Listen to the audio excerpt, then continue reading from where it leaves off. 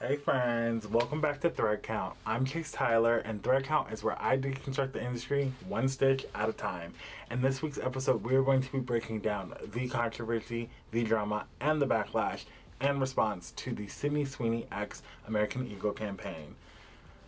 I do not know where to begin. I just know that this is going to be one of the juiciest episodes because we have a lot to talk about. And by a lot, I mean a lot. From political dog whistling to performative allyship, it is just so much compiled into a jeans ad, and that's just the beginning. So if you haven't seen the campaign exactly, I'm going to play the clip just so you can get an idea of what it looks like and why people are outraged.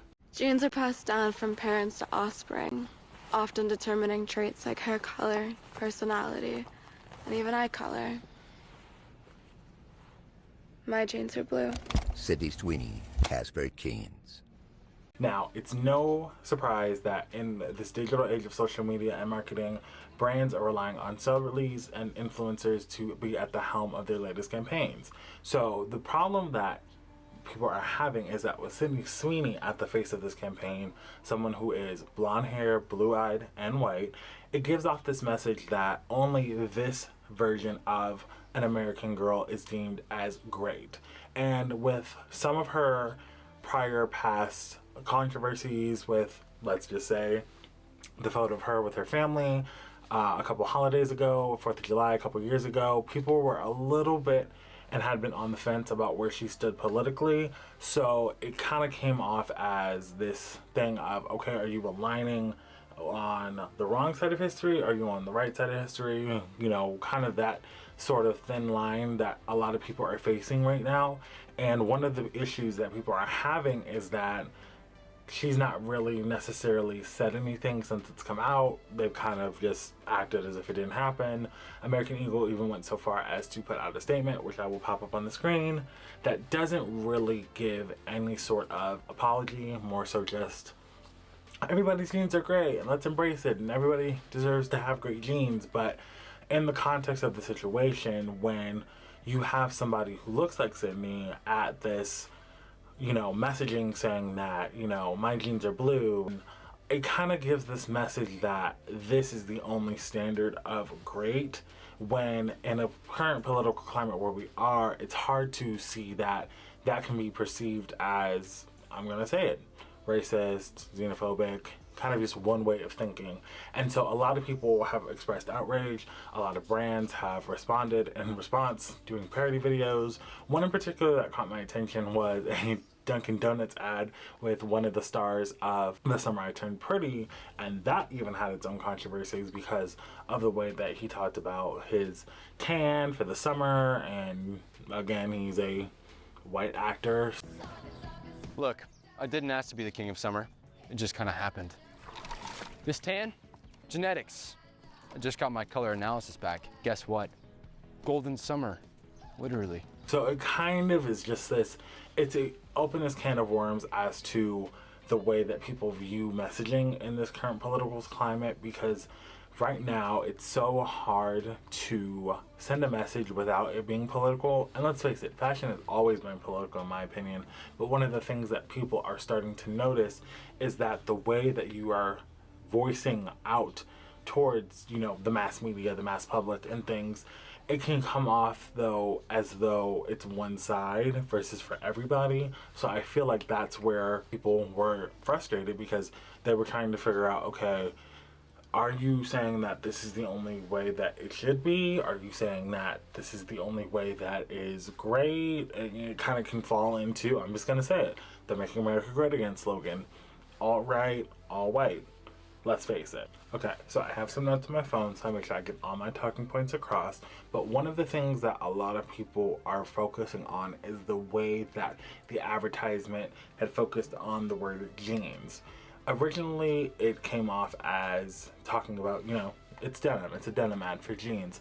But really got the conversation going was that on the particular ad, you can see that it says jeans, but then it's crossed out with the spelling of jeans, the biological DNA version of the word. So a lot of things that are causing issue is this coded wordplay that people are noticing, and it's really starting to kind of misconstrue and get a lot of people frustrated because of the way that it's being perceived.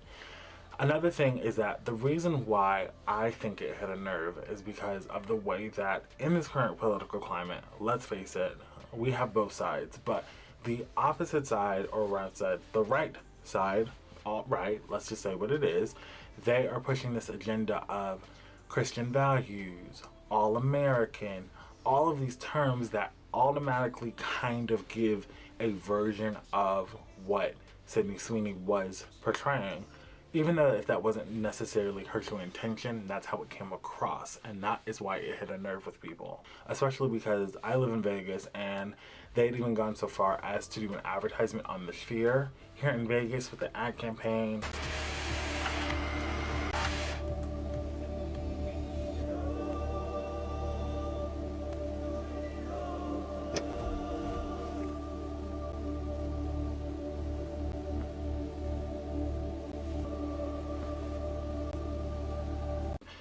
I work at a mall part-time, so the American Eagle in the mall had the big signs in the window for the campaign, and they were doing nothing, and I mean absolutely nothing to erase it, try and do any damage control by any means, so it's only adding fuel to the fire.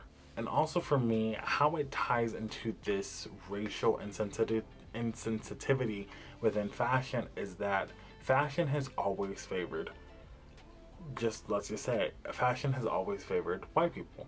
It's just a fact. It is just a fact. Black models have spoken out over the years and even in recent months talking about how it's hard for them to get their hair done and makeup done, how brands usually will only choose one or a token black model, whether that be a male or a female. And it really is tying back into this old traditional great way of how fashion is perceived. It's hard for me to try and support a brand when it's clear that their vision is one way versus taking the opportunity to say, we've messed up, how can we fix it, what can we do better, let's make this right. And instead, by putting out this statement, they've just kind of basically said, well, it is what it is. We don't want to do anything, we don't want to talk about it, we don't really want to address it. Everybody has great genes. You get genes, you get genes, you get genes. Like, as if there isn't anything to address. I'm not here to tell you to buy American Eagle jeans. And I definitely won't say that they're the most comfortable jeans I've ever worn. Or that they make your butt look amazing. Why would I need to do that? But if you said that you want to buy the jeans, I'm not going to stop you. But just so we're clear, this is not me telling you to buy American Eagle jeans. Sydney Sweeney has very keen. You see what I did there, right? And another thing that I found interesting is the way that on certain accounts that were reposting the ad, talking about the ad, discussing the politics of the ad, there was one, I'll even pop it up and just pop up some screenshots of people like talking about how, why should Sydney apologize? Oh, they're just jealous because of the way she looks, this, that, and the other.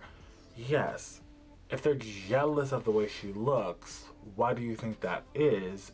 There's nothing to be jealous of. She's a beautiful woman, but it's also like, it just shows you that this is the audience that is responding to it and defending it to its core because they clearly see that, oh, well, what's wrong with it? But those are the ones who are constantly saying that, oh, there's nothing wrong with it. Everybody should have access to everything.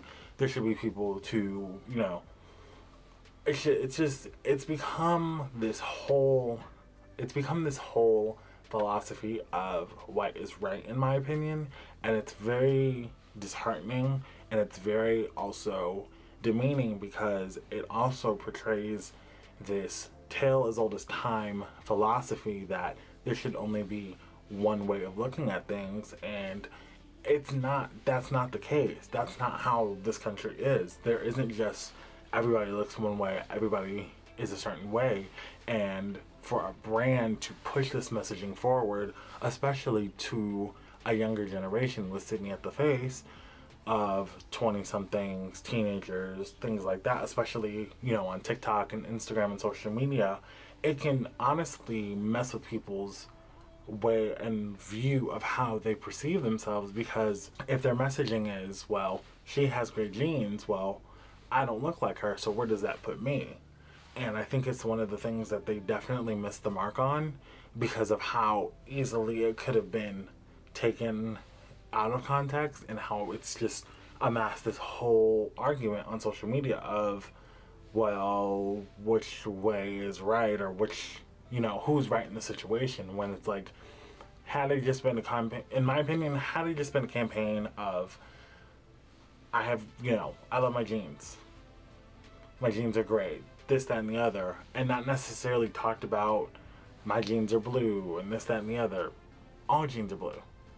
Most denim is blue. I have on black jeans today, but all denim is blue. So it's just very difficult to talk about because I get frustrated, but it's also one of those things where this is what their account is for. It's talking about the industry and how fashion politically over the years has definitely gotten more political because of political messaging and how people take opportunities on the runway to bring awareness. One of the things that I love that I saw recently was during Copenhagen Fashion Week, I'm going to pop in the clip, a model had walked down the runway and had opened a flag raising awareness of for all eyes on Gaza right now with everything going on in Palestine.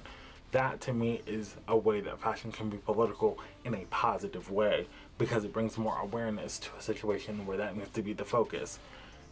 I'm sorry, we do not need somebody who is blonde hair and blue-eyed at the face of a campaign talking about how great her jeans are when it is simply a simple fact that jeans should be universally for everybody. And it's just one of those things where why are we using this wordage and verbiage? And it speaks to also how people's perception and how not having the right people in these rooms, let's face it, probably lack of DEI initiatives. And by the way, DEI is not just black and brown people. DEI is women. DEI is people of color. DEI is people who are disabled. If you just have one way of viewing things and then you have these corporations that are, let's face it, fueled by straight white men or just white men in general, you are only going to get one singular viewpoint. And to me, that's not where we should be in 2025. And another thing that I wanted to bring up is that everybody decided to, of course, loop Beyonce into this because of everything with the Cowboy Carter and her era of cowboy in America right now, and how come Beyonce gets to be portrayed as a white woman with jeans, with her Levi's and her blonde hair and da-da-da-da-da and this, that, and the other. And it was an irrelevant talking point, but of course, that was another thing that fueled the fire on social media. And in response, one of the things that I love is that Levi's sales have upped 8% while American Eagles have downed 9%. So people are really slowly, quietly, maybe not talking about it as much on social media, but they are definitely responding and adding it to their boycott list. So that is something that I definitely love. So what can we learn from this? One of the things that I think that we can learn from this is if you're going to use something with subliminal messaging, if you're going to use something that has enough of a call to action to make people look at what you are advertising, make sure that you are intentional with your language, but not only that, as well as your casting. I think had the campaign featured women of all body types, races, backgrounds, creeds, sexualities, whatever the case may be, and even if they had to have Sydney at the campaign's helm because she is the face of their new campaign because of celebrity endorsement, I think the ad probably could have saved itself. Of course, you would have had to change some of the verbiage and all of that, but I think it definitely would have came across more universal instead of one viewpoint. So I definitely think that that could have helped them in the end, but I mean, who's to say?